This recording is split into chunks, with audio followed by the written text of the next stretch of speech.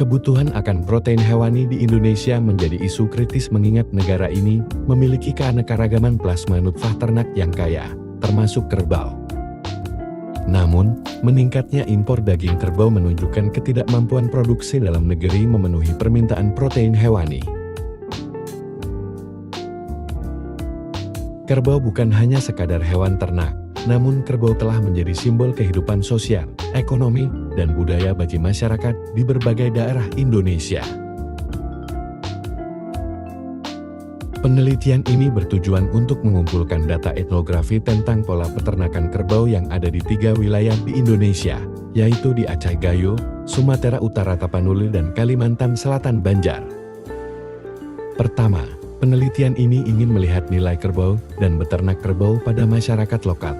Kedua, kami ingin memahami pola dan praktik sistem produksi kerbau tradisional.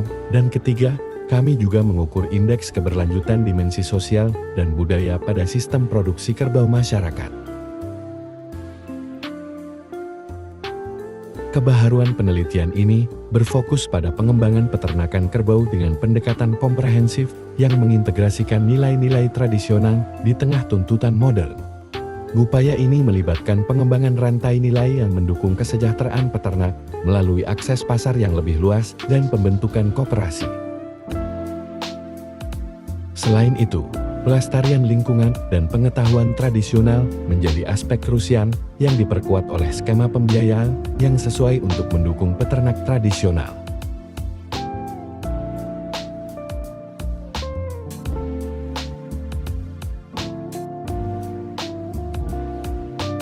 Hasil penelitian menggambarkan, di Kalimantan Selatan, kerbau memainkan peran utama dalam ritual keagamaan dan tradisi masyarakat Banjar, seperti akikah dan Maulid Nabi.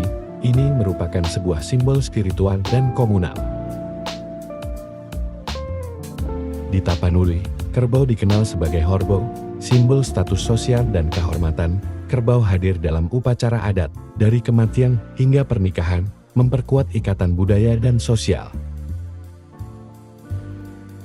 Sementara bagi masyarakat Gayo, kerbau bukan hanya simbol kekayaan, tapi juga identitas budaya. Namun, modernisasi kini mengancam tradisi ini.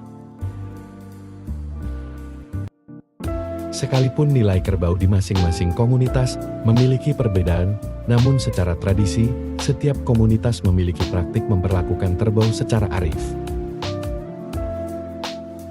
Saat ini praktik sistem produksi kerbau secara tradisional di masing-masing komunitas mengalami tantangan, baik tantangan yang bersifat ekonomi dan ekologi.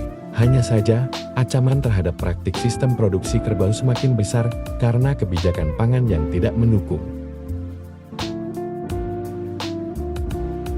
Setiap daerah memiliki sistem produksi kerbau yang khas, baik dari segi istilah maupun mekanisme. Di Gayo Lues misalnya, kerbau dikenal dengan istilah koro, dan praktik peternakannya disebut kuel atau perweren. Sementara itu, di Tapanuli, kerbau disebut dengan horbau.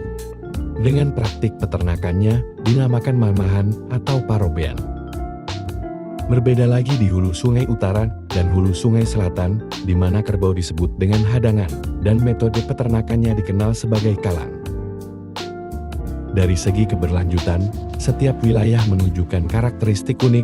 Di Gayo Lues, koro memiliki indeks keberlanjutan sosial budaya sebesar 38,14 dan ekonomi sebesar 52,25, menunjukkan potensi ekonomi yang lebih tinggi dibanding aspek sosial budaya. Di Tapanuli, horbau mencatat indeks sosial budaya sebesar 31,43 dan ekonomi 38,68, menggambarkan tantangan keberlanjutan pada kedua dimensi tersebut. Sementara itu, di wilayah Banjar, hadangan menunjukkan indeks keberlanjutan sosial budaya yang relatif tinggi, yakni 50,04, meskipun indeks ekonominya berada pada angka 32,77, menyoroti perlunya penguatan aspek ekonomi.